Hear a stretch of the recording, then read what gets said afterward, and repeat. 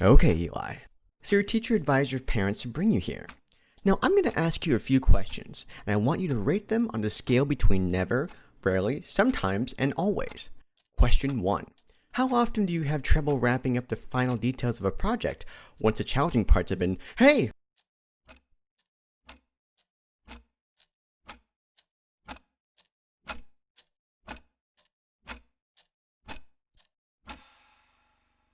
To quote Albert Einstein, everyone's a genius. But if you judge a fish on its ability to climb a tree, it'll go its whole life thinking that it's stupid. Okay, to be fair, that quote was misattributed to Einstein and he likely never actually said it, but he was a genius. And he also likely had ADHD. 6 months ago, I made a video about growing up with ADHD. It's a topic that's super important to me, but like never in a million years would I have anticipated the way the video resonated with people. Thank you so much. I got so many wonderful comments from people who connected with my story, and I can't tell you how much it means to me that my little cartoon was able to change the way that some people see others and themselves. But my job is not done. See, I wrote the video with my younger self in mind, a kid who didn't grow up with any real guidance on what it meant to have ADHD. My goal from the beginning has been to give someone the ADHD playbook that I never had. So today, I'm gonna do my best to cover as much ground as possible between getting a diagnosis and living your best life. Someone's loud out there. All right. Now, to be clear, I'm not a medical professional. What I'm sharing in this video is based on my personal experience with ADHD, but I really hope it helps you. Before anything else, I want to address some iffy comments on the first video. There's a lot of confusion around how diagnosis works, but one thing is for certain. You can't diagnose yourself with ADHD. I'm not saying this to invalidate those of you who connected with the video who might have it, but as someone with ADHD, it can be frustrating to see it used in the wrong context.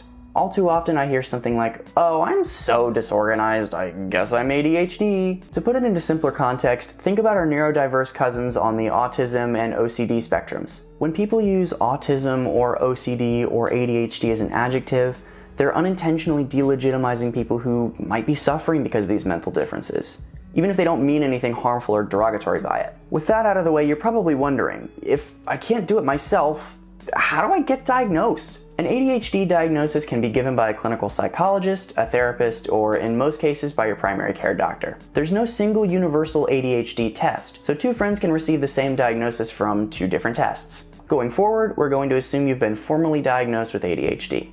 If there's one thing that I wish I could have told myself after I got diagnosed, it's that mindset is a powerful tool. I won't sugarcoat it. There are days I wish my ADHD was a person so I could curb stomp him. But at its core, an ADHD brain isn't better or worse than a neurotypical one. In fact, it's theorized that ADHD was originally a trait evolved by hunter-gatherers. In the modern world, the ADHD brain's focus on fast movement and bright colors can be a detriment. But for the cavemen, it could mean the difference between dinner and, death. I am by no means saying that ADHD is all sunshine and rainbows. If you've been diagnosed, you know perfectly well the kind of problems it can cause. Personally, I believe a lot of these challenges are the result of a world that's slow to accommodate people who think differently, but that belief doesn't change the kind of challenges that ADHD can present. Many people diagnosed with ADHD struggle with self-esteem, largely because of the way that it's portrayed in media and in the news, which is why I believe that living with it is a problem-solved mindset first, treatment second. But there is one pop culture example that I like. ADHD is not unlike Peter Parker's spider sense. I know, it's weird, bear with me. In Captain America Civil War, when Tony Stark first meets Peter Parker, he asks if Pete can even see through his costume. Peter explains that since the spider bit him, he's experienced constant sensory overload. And in Homecoming, it becomes more clear how his abilities can make it challenging for him to operate within the specific confines of school, family, and love. You see what I'm getting at yet? Peter tells Tony that by wearing the spider goggles, he can narrow his focus, eliminate white noise, and become Spider-Man. Today, I want to help you begin building your unique set of ADHD spider goggles.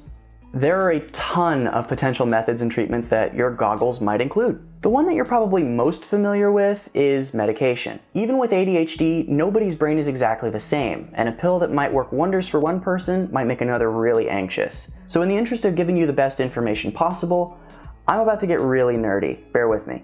The vast majority of ADHD meds fall within two categories: stimulants and non-stimulants. So let's start with most doctors' go-to. The great thing about these bad boys is that they put a big dent in the problem almost instantly. Some stims are IR, or instant release, which means the full dosage enters your system at that 1 hour mark and can last for 4 to 6 hours. Some are XR, or extended release, meaning the contents of the pill are more subtle but work over a 12 to 14 hour period. Stimulants come in a few different chemical compounds and, more importantly, brand names, the most common of which are Adderall, Ritalin, Vyvanse, and Concerta. For the most part, stimulants are controlled substances, meaning you'll have to get a new prescription written for each refill. It's also worth noting that they do have a potential for dependence and abuse.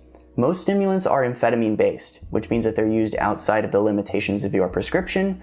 Your brain will start to need more and more of the chemical to function normally. So if stimulants aren't your thing, there are some solid alternatives. They're a bit less common, but non-stimulants are a really great option. Some of them work by inhibiting the uptake of norepinephrine, a bit like antidepressants. Strattera, made up of a compound called atomoxetine, is prescribed exclusively for ADHD. The new kid in town is guanfacine, known by the brand name Intuniv. So far, it's only been studied and approved for its effects on kids and teenagers, but it's used off-label by adults as well. What makes guanfacine special is its effects on the frontal lobe, the area of the brain responsible for behavior and emotions. Unlike many of the other meds listed above, it doesn't have a strong potential for dependence or abuse, and is not a controlled substance. There are other new potential remedies on the horizon as well. Currently, there's research being done on the efficacy of microdosing psilocybin, which is yielding some pretty interesting results if you're looking for something to read. Nothing on that front has been clinically approved yet though, so if you really want to give that a shot, there may be medical studies being done in your area that you can get involved with. That should be an absolute last resort though. But to quote someone who's definitely more qualified than I am, pills don't teach you skills. There's actually a ton of other solutions you can try that don't come in a little orange bottle. One of the more popular options is cognitive behavioral therapy, or for short, CBT. A cognitive behavioral therapist can help you by observing the thought patterns that cause you to get distracted or frustrated, and can give you mental tools to help put yourself back on track. But obviously therapy can be expensive, so one of the tools often used by cognitive behavioral therapists that you can try right this very second is mindfulness.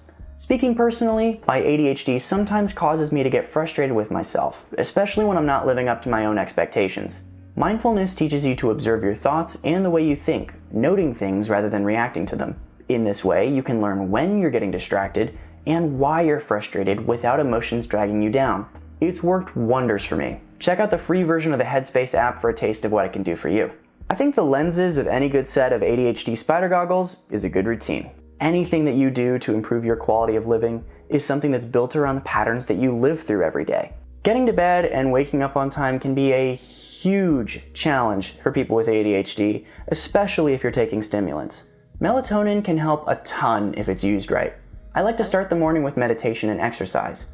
Meditation allows me to clear my head of unnecessary clutter, while exercising releases endorphins in my brain that, for a short time, can have similar effects to stimulant medication.